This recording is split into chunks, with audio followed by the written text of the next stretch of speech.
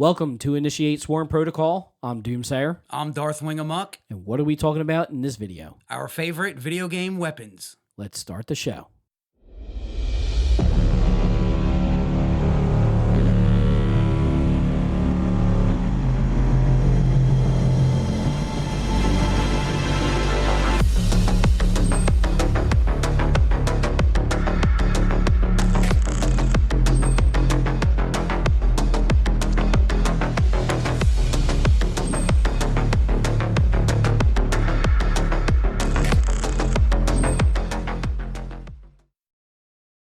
Video game weapons.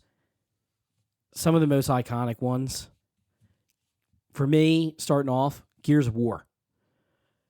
The Lancer. I've never seen an assault rifle with a chainsaw on it. And it's been through every single Gears 1, 2, 3, all the way up to 5 and that stuff.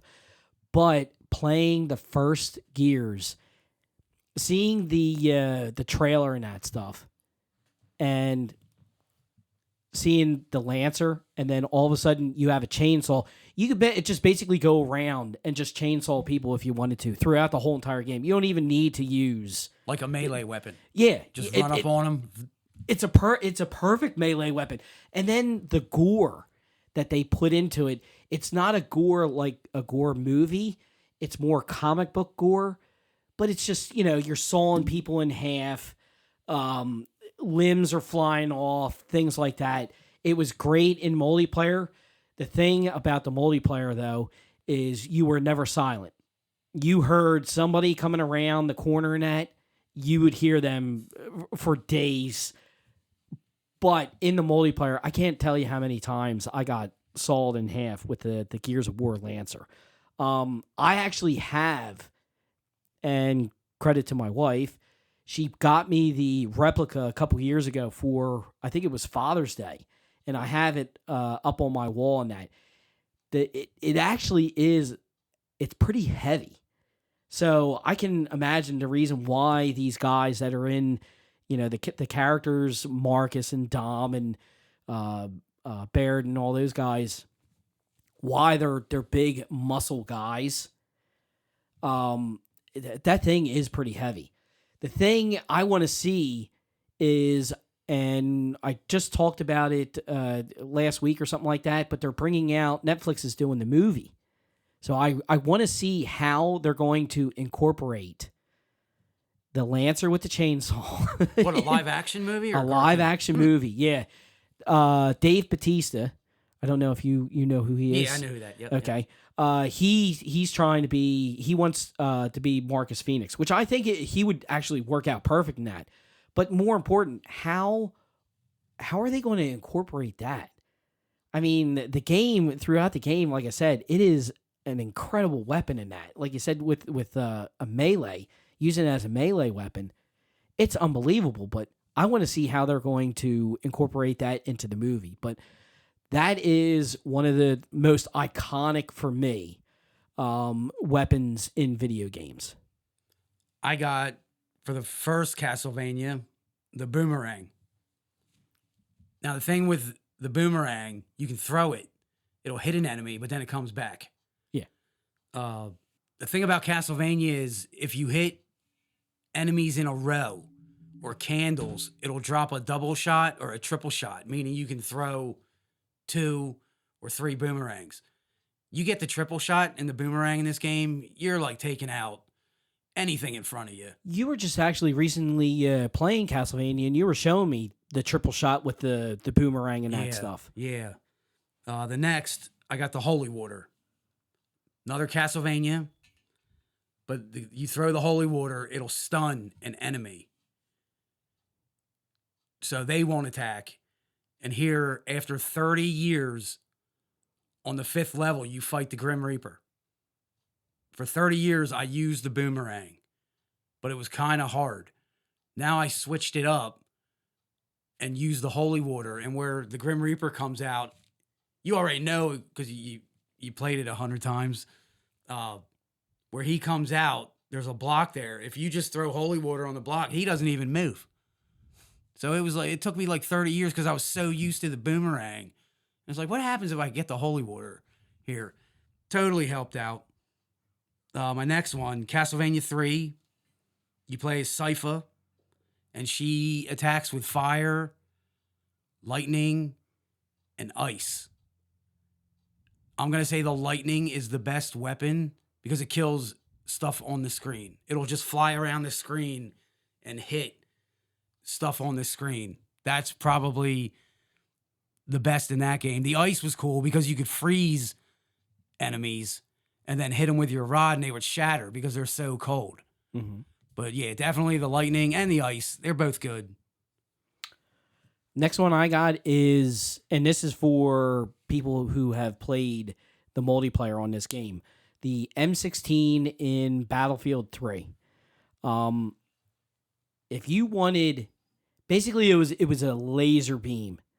In Battlefield 3, which I've always been a big Call of Duty fan, but then, Bad Company 2 came out. Battlefield 3 just blew me away because of everything that was in there, destruction and that stuff. But if you wanted to be high up onto the leaderboard and that stuff, the M16, you had to get it. If you went and put a foregrip on that, and you went and put I think it was the Cobra sight on it, it looked like a 3/4 of a cross, but it didn't have the top part. It only had the right, left, and then the down part. You put that on there. People couldn't compete with that. They just could not compete with that whatsoever. Me, as being so big into multiplayer years and years ago, I used that. I used it a lot. That's the reason why people out there like their KD ratios and that stuff. Hey, that's a perfect weapon for it. But like I said, it was a laser beam. You locked onto somebody, they were down. 3 shots, they were down. Boom, that was it. And you had, when you put that foregrip on there, you had perfect control of it. Without the foregrip, you could go, I think it was up and right with the recoil and that stuff. But once you put that foregrip on there, it was perfect. Laser beam on a shot made people really pissed off about it because a lot of people in that game were actually using it because they figured out, hey, if you go and you put these attachments on there, this is making you really good. And bad people were actually really good with that weapon. But if you get a chance, I don't think you can play it anymore. I don't know if the servers are up or anything like that, but Battlefield 3, the M16, foregrip, Cobra sight, definitely a god weapon in that. I got from Turok 2, Seeds of Evil, the Cerebral Bore. Now, if you don't know what that is, it was a thing you shot out of a gun that was like a homing missile. And you could run from this thing, it's going to catch you. If you jumped in water, you were fine. But not water, this thing would get into your head and drill into you.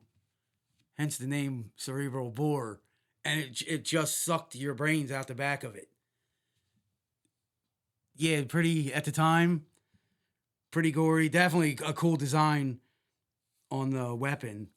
My next one from Contra. Classic, the spread shot. This is the gun in Contra you needed. Well, you don't need it, but it helped a lot. Is that the one that it was fan out like in 4 different ways? Okay, yeah, okay. That's definitely the best gun in Contra until Super Contra when they came out with the homing missile. But that's another, like, you got a hold of these 2 weapons, you were getting a little distance in that game. Okay. But the next one I got is another multiplayer weapon. You can use it in the campaign, but it was really good in multiplayer. And that is Modern Warfare 2, not the one that just came out, but the one back in 2009, the ACR. again, if you put a red dot sight on that, that was a laser beam of an assault rifle. You could basically use it anywhere. You could use it in close quarters. You can use it in long range and that stuff. You put an ACOG scope on it. It was just a fantastic weapon in that. I remember sitting in, I think it wasn't shipment. It was kind of like a shipyard. I can't remember. I'll make sure I post it up on the video and that stuff. But vacant was the map. I used to sit behind, and yes, I used to camp a lot. Sit behind a bunch of boxes and that stuff, and just pick everybody that was coming down the hallway. Just pick them off left and right, left and right, left and right. I don't know how many kill streaks I got with that gun. That gun was so freaking awesome. I love that. That was the last weapon that I actually sat there, and I think I got every attachment because I just love that weapon. Also, like I said, long range. You could sit there and you could put an ACOG scope on that and almost use that, at least for me, like a full auto sniper rifle. You could take people out from such of a distance in that. I remember the map Afghan and being able running up the hill, and there used to be a lot of snipers up there. I would sit back in the field. I think it was the poppy field in that, right where the plane was down, and just pick them off left and right in that. Oh, it was such a you could use that weapon for everything. Everything. It was an all-around great weapon, especially for the multiplayer in that. I don't know. It'd be great if they actually brought that back in Modern Warfare 2, the new one in that, but I guess we'll have to wind up seeing. But that's a great multiplayer weapon. I got Shovel from Shovel Knight. Just a plain old shovel. No laser sights or anything on it. But inspired by the classic Disney game, DuckTales. It's a cool weapon because you can pogo jump, take out enemies, clear obstacles. You can hit enemies or dig up treasure. I might have one maybe a little bit better than yours. The Sledgehammer. Better than a shovel? The Sledgehammer from Red Faction. I played Red Faction multiplayer on the PS2 with a couple of buddies of ours, but I never played the campaign. Went and got the game on the 360. I think it was 2009. And this was the first game that I mean, Bad Company, you could blow up buildings, but having this Sledgehammer, you could go around and just destroy everything. I mean, everything. You can make craters. You could destroy the environments. Yes. Yeah, I kind of remember that. You can destroy. You used to go up. There was like time trials in Red Faction that you could sit there. It's Red Faction Guerilla is the game I'm talking about. But you can go up to buildings and just constantly go around the building and just bust everything up. Watch the computer players, the NPCs, whatever you want to call them. They would just fall, and there was some kind of a comical thing to it and that stuff. But there were time trials that you had to go around and just beat the hell out of everything, destroy everything with the Sledgehammer. And, I mean, that's a great weapon just because of the destructibility that it brought to the game. I got from Mega Man 2, the Metal Shot. If you ever play Mega Man 2, always do Metal Man's level first to get this weapon. But you throw out like a gear. But the thing with this is it can shoot in every direction. Okay. So a lot of weapons couldn't do that. Another one from the Mega Man series, the original series. This is debatable if this is a weapon or a gadget or an ally, but it was Mega Man's dog Rush which you don't hear a lot about. I don't hear a lot about Mega Man's dog, but I figure this might be one of the only times I get to talk about it. But you have a robotic dog, but you can turn into a submarine. He can turn into a suit of armor that you can use to punch through walls. He can attach to your back to turn into a jetpack, so you can fly for a little bit, like a second or two. Okay. And then he can turn into a rocket, which can fly to get you to higher levels. So I don't know. Always thought that was kind of neat, but debatable if it's a weapon. But yeah. My next one.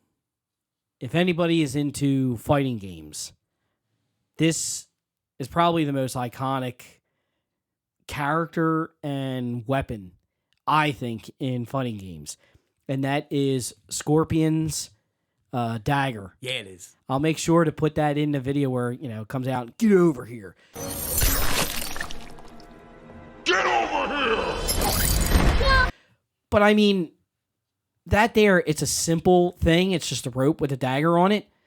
But you can sit there, throw it at somebody, and it impales them, brings them over. You could do your super moves and that stuff. I remember Scorpion taking off his mask. He can breathe fire on you and that.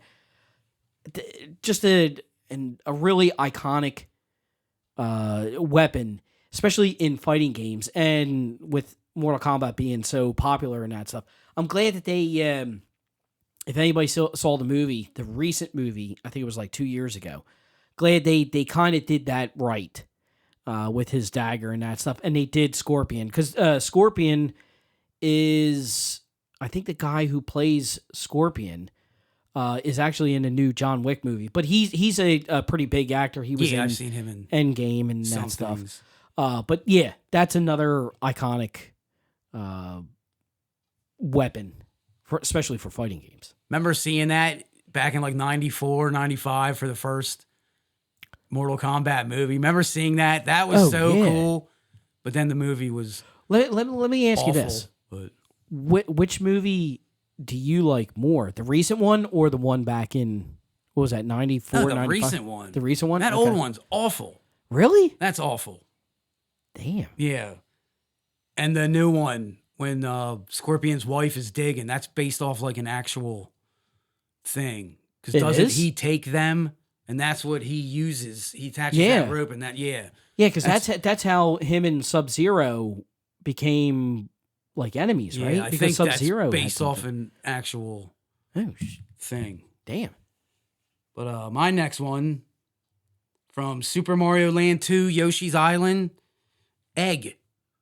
A lot of mine are simple. I just got shovel, egg. But it's an egg. You play as Yoshi with baby Mario on your back, and you have to get Mario to safety the whole game. Okay. But Yoshi can eat enemies, and then you push down the controller, and he lays an egg. Well, here you can carry like 7 or 8 eggs behind you. And then with the controller, you can bring up like a sight, and you can aim these eggs in any direction. And you can use the eggs to like stun enemies, hit boxes, solve puzzles, collect coins. Just like a very cool concept, I always thought. Next one. This comes from a very underrated, very, very, to me, underrated game.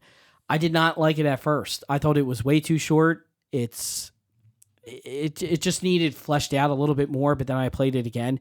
Order 1886 for the PS4. I think it was 2014 or 15 when that came out. Yeah. The Lycans, it kind of gave you that feel from Underworld, the movie Underworld and that. But they had, it was Tesla making their weapons. And the weapon that you actually start off with, which I got to make sure I read this right, it's the Essex M2 Falcon. And what it was is it was a sort of like an assault rifle in a way, but it had like a shotgun underneath of it. And it was able to spray like a gunpowder out. And then if you would go and hit the trigger again, it would light that gunpowder up, and it would basically be like a big ball of flames that you could sit there and you can catch guys on fire, or the werewolves and that stuff on fire. But I thought that was really unique. That sounds very unique. Especially, when you incorporate Tesla into it. It was like steampunk stuff. Yeah. Exactly. And it just, I don't know why they don't make a part 2 to that game. They should. They really should make a part 2 to that, because they did leave you kind of, like wanting more at the end. The reviews on that weren't too good. No, and the sales, everybody talks about sales. But I thought that was a very unique weapon. There's a lot of weapons in there, but that to me, that was a very unique weapon. I got from Rondo of Blood, you get to play as a little girl called Maria. Her weapon is she throws out 2 birds that return to you. Okay. This kind of doesn't fit in a Castlevania game, but like if somebody told you that, but once you start playing it, it totally works. And she's like the best character in that game. You can play as Richter Belmont, but she playing like a 12-year-old girl is like the best in this game. She's more agile, but the bird's going out. That's like a very unique concept. And another one from Maria, her one sub-weapon, which is probably as good as the holy water, is a cat.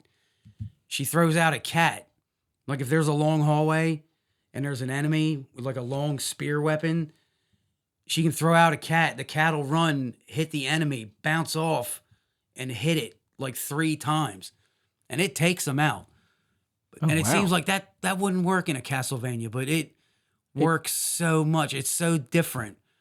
Always thought that was so freaking neat. I gotta really catch up on these Castlevania games. Yeah, you definitely have to check them out. I will be playing a lot of them next year, definitely. Another one, and this isn't a weapon. It's just everything that you can sit there and you can do with it. Borderlands, you could take a weapon and all the attachments and things that you can actually put to one certain weapon. That's why I'm saying it's not just one single weapon. It's a variety.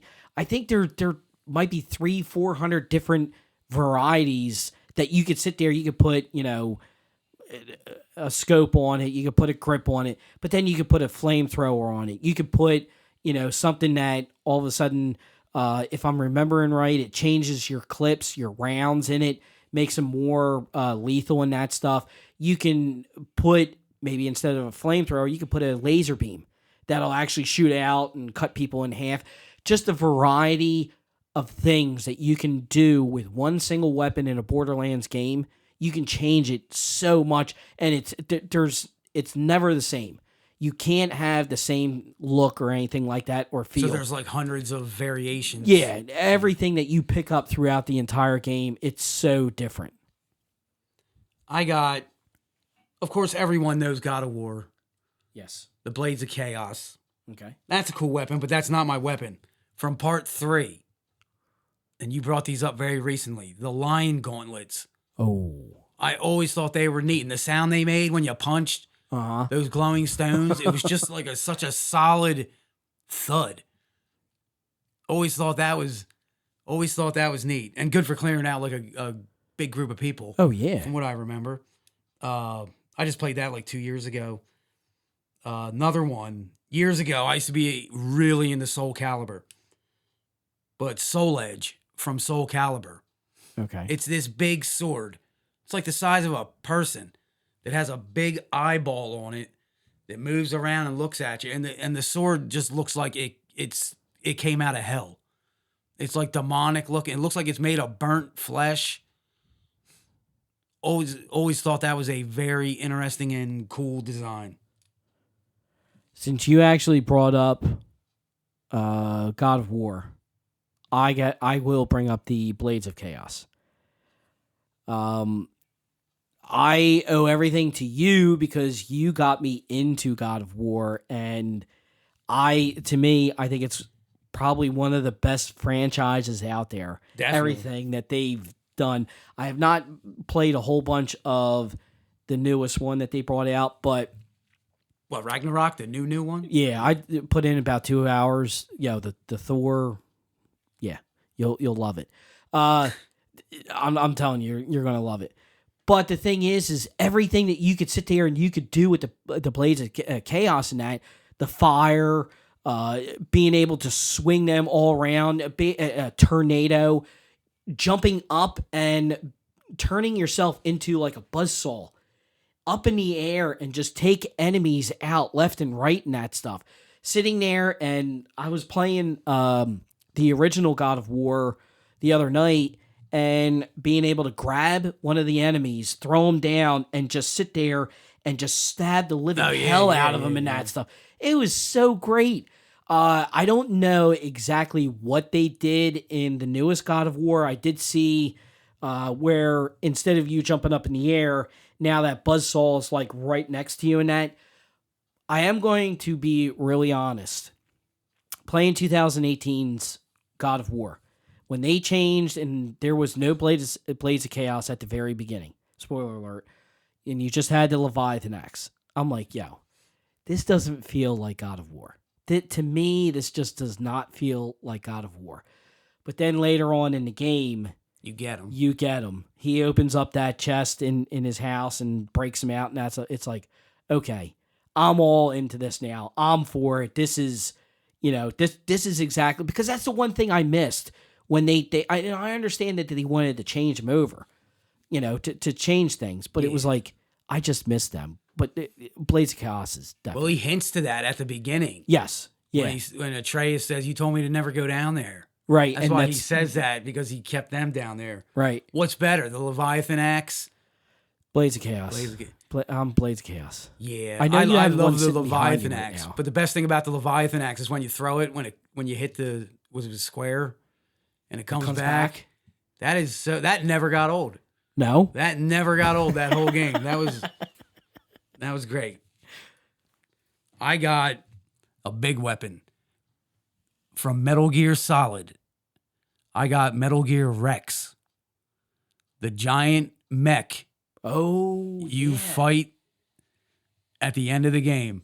I was trying to think, there has to be a cool weapon in Metal Gear. A lot of those are based on real world weapons. A lot of them. But then I'm thinking, well, Rex, he's a weapon. He's like the ultimate weapon.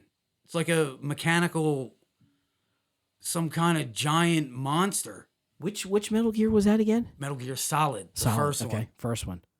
And recently I got around to playing Metal Gear Solid 4, where you're actually controlling Rex, fighting Metal Gear Ray from part 2. I thought that was amazing. I'm like, why did I wait like 14 years to play this game? Let me ask you something real quick. Does the Rex, that, if I'm remembering right, it kind of reminded me of RoboCop. I can see that, yeah. It's sort of a similarity. Okay. It's like military looking. Yeah. Basically, it looks like a tank with legs. Okay. And I think it screams like Godzilla at points. Okay. But being able to play, in the first one, you just fight him. And then part 4, you play as him. Oh, nice. That was freaking, that was freaking amazing. I actually have to go back and play that. Because they just released trophies and that stuff. I'd like to go back and play that.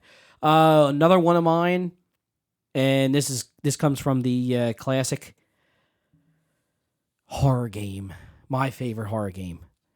Dead Space Plasma Cutter. Yeah. I mean, you start off right with that.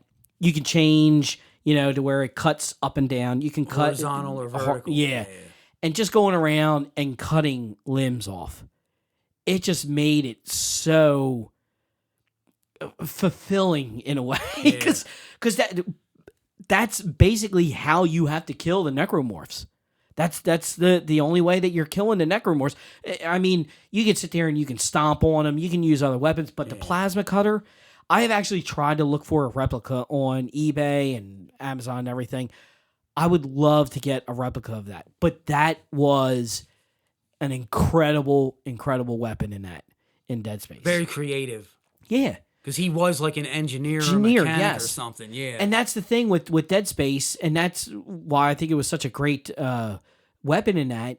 You don't have like guns, military guns. You're using, like you sat there and said, he's an engineer. You're using engineers' tools basically to, try and take these enemies out and that stuff. But that's why plasma cutter was great. Yeah. I use a small plasma cutter at work. Mm-hmm. And that thing, if you put that on your skin and pull that trigger, that would burn you to the bone in half a second. Oh my God. Yeah. Just a little interesting fact there. Don't go around, plasma cutters in real life. My next one from Devil May Cry 3. Nevin. I had to look up the name because I forgot, and I just played Devil May Cry 3 recently, but it was Dante's. He had a guitar as a weapon. And if you hit the one button, I forget which button, like he would play the guitar and a swarm of bats would come out of it. But then it would turn into like a giant melee weapon. It was like a giant sickle. I always thought that was kind of an interesting concept, like with the swarm of bats. And it was a guitar. It was like a demonic guitar. Always thought that was neat. Okay, real quick question before we go on here. How do you play Devil May Cry? Because I was told you play the third one, then you go back and you play the first and second one. Is that how the story goes? Yeah. Okay. Yeah, and I never played part 2 because I always heard it was horrible. Okay. So recently I got the HD collection. Yeah, so did I. And it was 1 and 3. I always liked 3. Okay. Always liked that. 1 was a cool game, but it's so slow. Yeah. And it like mood. It's like Resident Evil. I mean, I like Resident Evil and all, but you can see the Resident Evil influence. Oh wow. In that game. Okay. Yeah. I'll have to try that out. This is the last one, and I wanted to save this for last because I think this is the best one, the best weapon. It comes from Red Faction Armageddon. And if anybody ever played this, they'll know what it is. It's called Mr. Tots. It's a unicorn.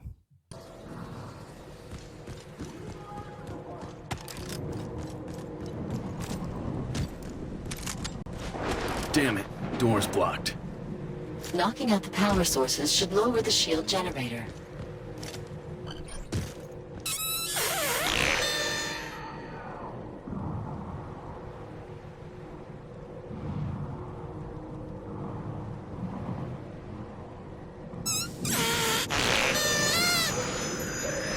The only way through is to destroy the power source.